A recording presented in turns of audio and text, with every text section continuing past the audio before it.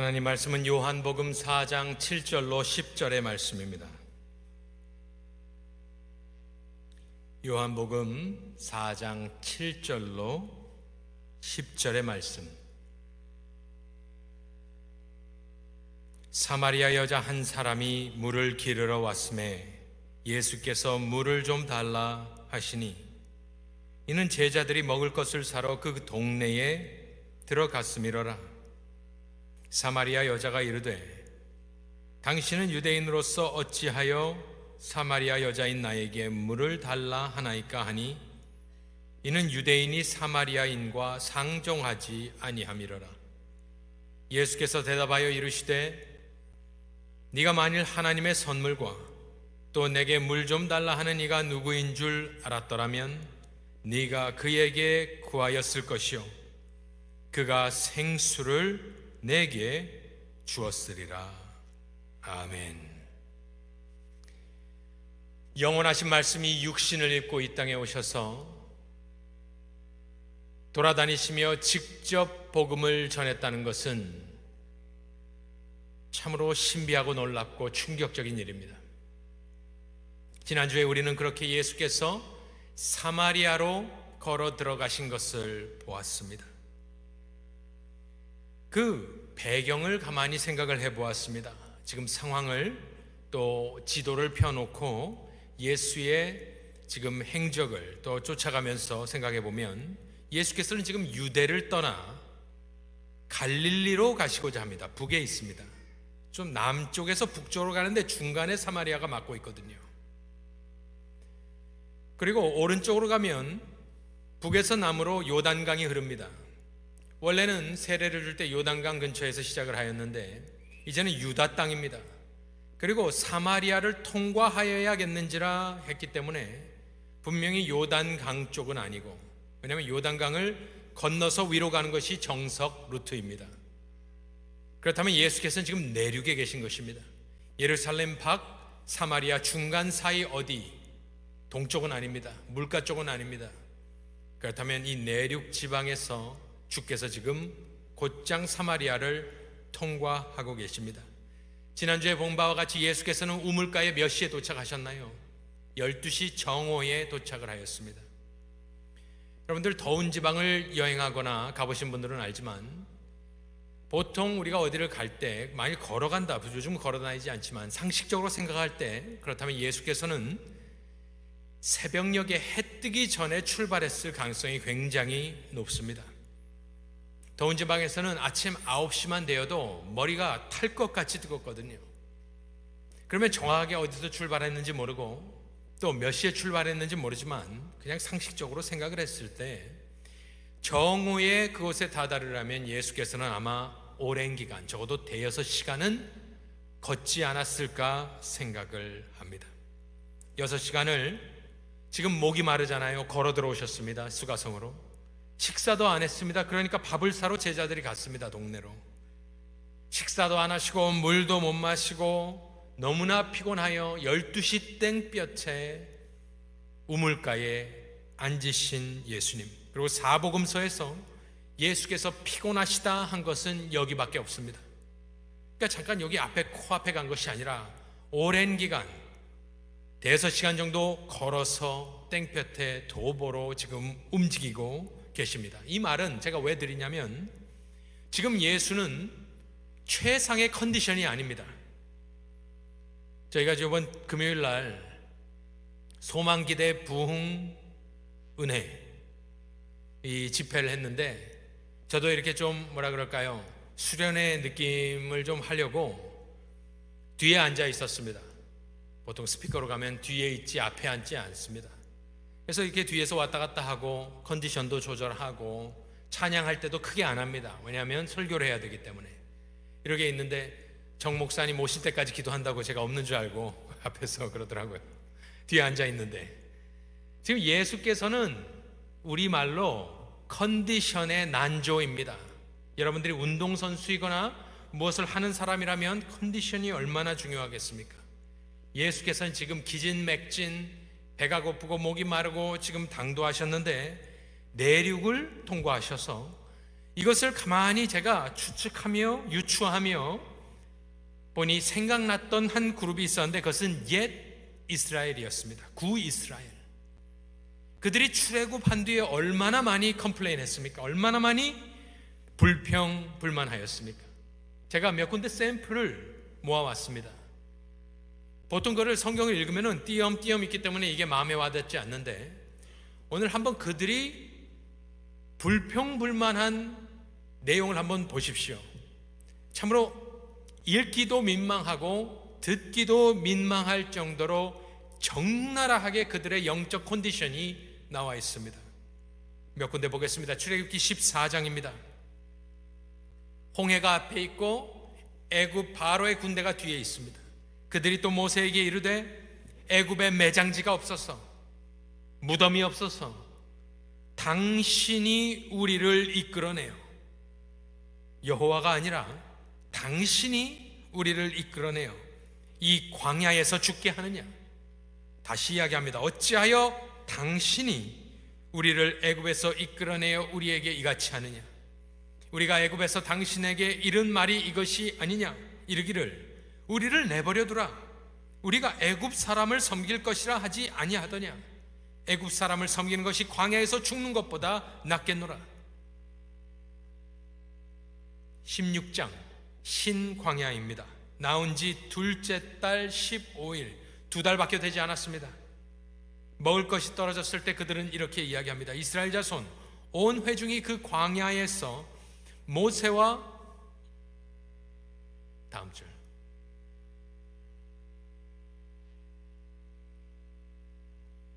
이스라엘 자손 온 회중이 그 광야에서 모세와 아론을 원망하여 이스라엘 자손이 그들에게 이르되 우리가 애굽 땅에서 고기 가마 곁에 앉아 있던 때와 떡을 배불리 먹던 때에 들어보십시오. 여호와의 손에 죽었더라면 좋았을 것을 너희가 이 광야로 우리를 인도해 내어 이 온 회중이 줄여 죽게 하는도다. 출애굽기 17장입니다. 리비딤에서 이제 물이 떨어졌습니다. 2절에 백성이 모세와 다투어 이르되 우리에게 물을 주어 마시게 하라. 200만 명에게 말이죠. 모세가 그들에게 이르되 너희가 어찌하여 나와 다투느냐? 너희가 어찌하여 여호와를 시험하느냐? 거기서 백성이 목이 말라 물을 찾으매 그들이 모세에게 대하여 원망하여 이르되 당신이 어찌하여 우리를 애굽에서 인도해 내어서 우리와 우리 자녀와 우리 가축이 목말라 죽게 하느냐? 민수기 11장, 민수기는 모세의 회고록입니다. 이스라엘 자손도 다시 울며 이르되 왜 웁니까? 한번 들어보시죠. 누가 우리에게 고기를 주어 먹게 하랴? 사막에서 고기를 먹겠답니다. 우리가 애굽에 있을 때에는 값없이 생선과, 지금 사막이니까 물고기 먹어본 지가 오래되었죠. 오이와 참외와 부추와 파와 마늘들을 먹은 것이 생각나거늘. 이건 다 향신료처럼 음식의 맛을 돋구는 것인데 사막에 뭐가 있겠습니까? 소금이나 있었는지 모르지만 간장도 없고 후추도 없고 아무것도 없고 맨날 똑같은 것을 먹고 있으니 이렇게 이야기하는 겁니다.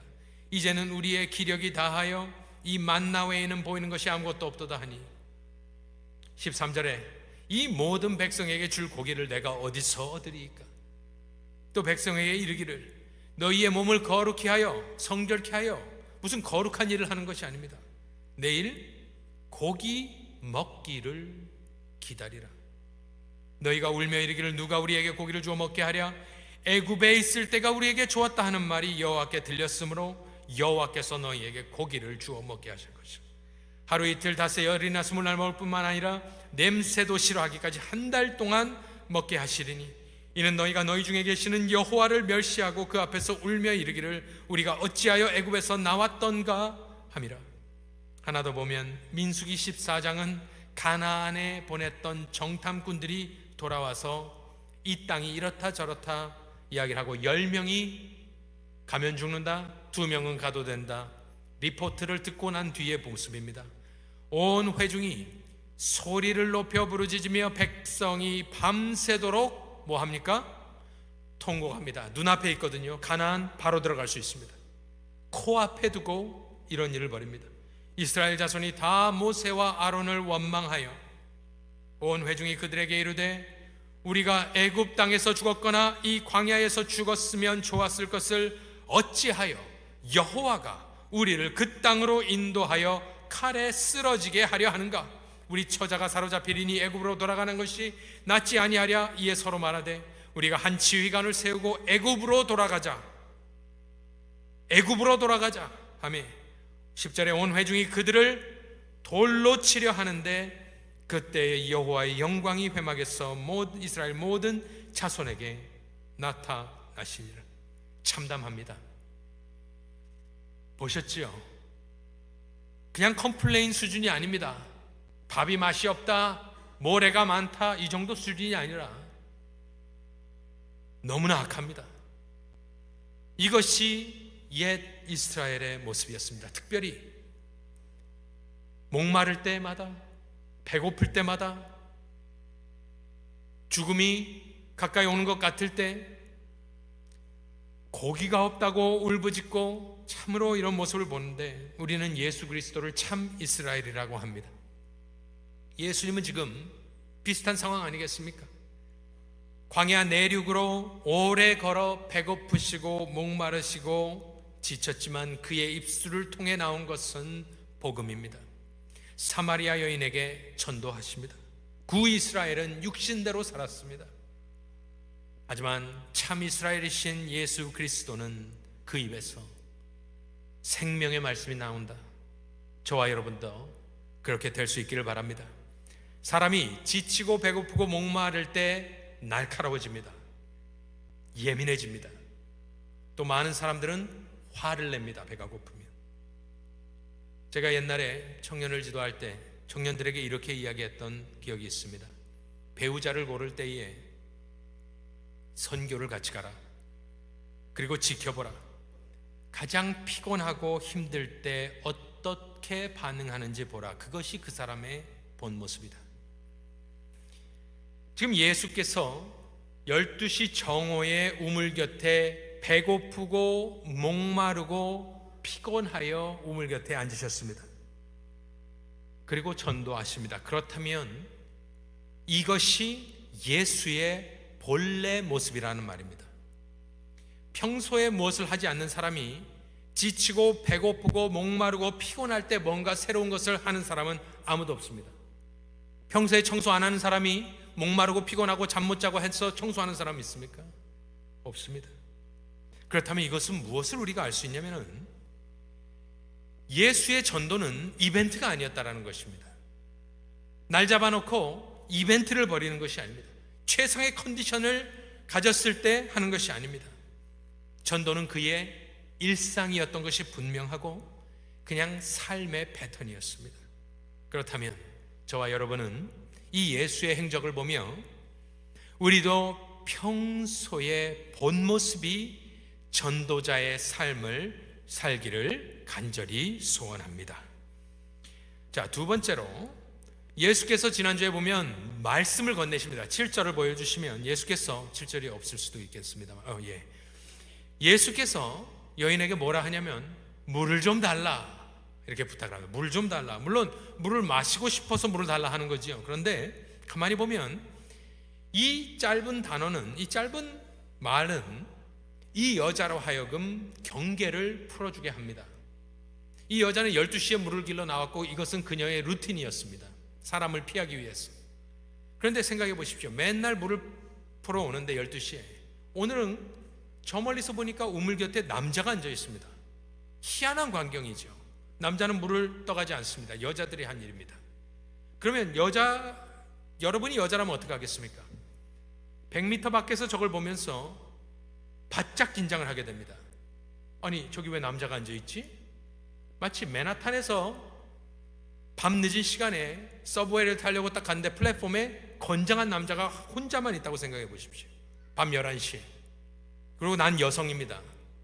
그러면 얼마나 좀 두렵겠습니까? 그 사람이 막 다가온다고 생각해 보십시오.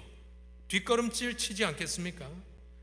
이 여인도 지금 평소 하던 대로 물을 떨어뜨려 가는데, 우물가로 가는데 남자가 앉아있네. 그것도 12시에. 아니 이게 무슨 일이지? 혹시 나를 해하려고 하면 어떡하지? 그러니까 이 여인은 지금 초긴장 속에서 우물가를 향해서 걸어가고 있는 것입니다. 그때 예수께서는 물을 좀 달라 하니 여인은 그를 보고 아, 저 사람은 여행객이구나. 피곤한 모습으로 앉아있는데 측은하게 여기며 이제 대화가 시작되는 것입니다. 우리 전도를 많이 하시는 전도왕 장로님께서 강의를 하실 때 들어보면 뭐라고 하냐면은 전도지를 나눠줄 때 가서 제일 먼저 칭찬을 하라고 합니다. 활짝 웃으면서 아유 옷이 멋있으십니다. 아유 오늘 너무 잘생긴 분이시네요. 이런 얘기를 할 때 그 사람이 긴장을 하고 있는데 그런 칭찬이나 이런 말을 들으면 마음의 빗장이 어느 정도 내려가는 거겠죠. 이 여자도 경계를 조금 푸는 지혜가 여기서 우리가 배울 수 있는 예수의 전도법입니다. 또 예수께서 7절에서 물을 좀 달라 하였습니다. 당연한 말이지만 좀 말씀을 드려보면 예수께서는 지금 상황에 맞는 말씀을 하고 계십니다. 우물가잖아요. 물을 풀어왔잖아요. 그러니까 예수께서 물을 달라 하는 것입니다. 우물가에서 예수께서 배가 고프시니까 밥 좀 다오. 그럼 어떻게 됩니까? 아, 미쳤구나. 밥이 어디 있느냐? 숭늉을 우물가에서 찾으시면 어떡합니까? 아이스 아메리카노가 마시고 싶구나. 이것이 황당한 소리 같지만 황당한 소리가 아닙니다. 사람들이 정말 희한한 사람들이 많이 있습니다. 얼마 전에 몇 해 전에 웨스트코스트에서 컨퍼런스를 하는데 유명한 목사님이 미국 목사님이 사모님과 함께 LAX에 내렸습니다. 그래서 저는 본 회의에서 통역을 하고 있었고 당시 두 목사님들이 픽업을 갔는데 하나가 저희 스티븐 목사님이에요. 갔는데 안 오는 거예요. 저녁이 늦도록 안 오는 거예요. 그래서 나중에 온 뒤에 물어봤습니다. 왜 이렇게 늦게 오느냐? 왜 이렇게 늦었느냐? 그랬더니 두 목사님들이 하면서 고개를 흔들면서 한번 들어보라고. 아주 유명한 목사님이에요. 제가 말하면 여러분들 깜짝 놀랄 사람인데 사모님이 밤 9시 반에 LAX에 내려서 스시를 찾더랍니다. 한국 사람이 아닙니다. 스시를 찾는데 처음에는 쪼크였는 줄 알았대요. 쪼크. 9시 반에 공항에서 내리자마자 그 목사님 사모님이 스시가 먹고 싶다고 하더랍니다. 그래서 9시 반에는 그 공항 주변은 아무것도 없고 다 닫습니다. 그래서 스시를 사러 한인타운까지 갔다가 다시 동쪽으로 왔기 때문에 거의 밤늦은 시간에 왔던 것을 기억합니다. 그때 우리가 굉장히 많이 실망을 하였습니다. 상황에 맞지 않잖아요. 컨퍼런스 스피커로 오셔서 남편을 따라왔으면 배가 아무리 고파도 밤 9시 반에 스시를 달라? 너무나 황당하여서 제 친구 두 목사님들이 할 말을 잃고 몇 시간을 헤매 왔었습니다. 예수께서 다가오는 여인에게 물을 달라 하였습니다. 상황에 맞는 말을 하였습니다. 그에게 회개하라 하지 않았습니다. 과거를 알고 있어요. 나중에 보면. 근데 회개하라 하지 않았습니다. 왜요? 이 여인은 죄에 대한 개념이 없습니다. 죄에 대한 개념이 없는 여인에게 회개하라 그러면 네가 뭔데 나한테 회개하라냐? 대화가 끝이 납니다. 다가오는 여인에게 요한복음 1장 1절처럼 태초에 말씀이 계시니라 하지 않았습니다. 우리식으로 하면 교회의 문턱도 밟아보지 않은 사람이기 때문에 그렇습니다. 이런 사람들이 꽤 있습니다. 제가 이전에 청년 컨퍼런스에 말씀을 하고 나왔더니 어떤 청년들이 와서 저에게 아저씨 연설이 좋았습니다.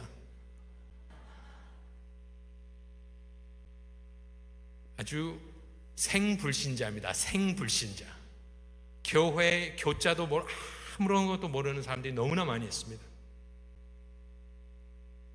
그런데 물을 기르러 온 여인에게 물을 달라 해야지 다른 소리 하는 것, 상식 밖의 행동을 하는 것 생각보다 많지만 우리가 대화를 할 때 그 대화를 자연스럽게 이끌어가는 경우에 합당한 말이 우리 가운데 있어야 될 줄로 믿습니다.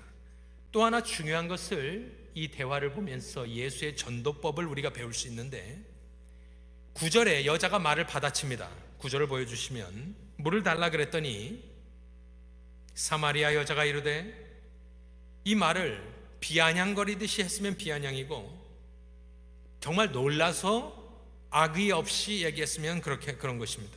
사마리아 여자가 이르되, 당신은 유대인으로서 어떻게 유대인인 줄 알까요? 생김새도 비슷하고 언어도 똑같고 모르겠습니다만은 옷이 조금 다르지 않았는가? 당신은 유대인으로서 어찌하여 사마리아 여자인 나에게 물을 달라 하나이까? 비아냥거리면서 얘기했을 수 있겠습니다. 그리고 예수께서도 대답을 하시는데, 보십시오. 대화가 어렵습니다. 대화는 무서운 것입니다. 특별히 스트레인저와 하는 대화는 무서운 것이 무엇이냐면 어떤 말이 나올지 모르는 거예요. 지금 물을 달라 했는데 여기 있어요. 그럼 끝나는데 이 여인은 앙칼진 모습처럼 이야기를 딱 완전히 다른 이야기를 합니다. 그런데 여기에 9절에 담긴 내용은 뭐냐? 인종차별이 들어가 있어요. 사마리아와 유대의 깊은 관계, 골이 깊은 관계가 지금 들어와 있습니다. 당신이 유대인인데 난 사마리아인인데 왜 달라 하느냐? 평소에 우리를 그렇게 무시하더니 어떤 체면으로 나에게 물을 달라 하느냐? 이런 말이거든요. 그때 예수께서 그 다음 대화 이제 보겠지만, 예수 그리스도의 전도법과 대화법은 이 상황에서 대화의 주도권을 놓치지 않고 영적인 대화로 대화를 끌어가시는 것이 바로 예수 그리스도의 전도 방법입니다. 이때에 예수께서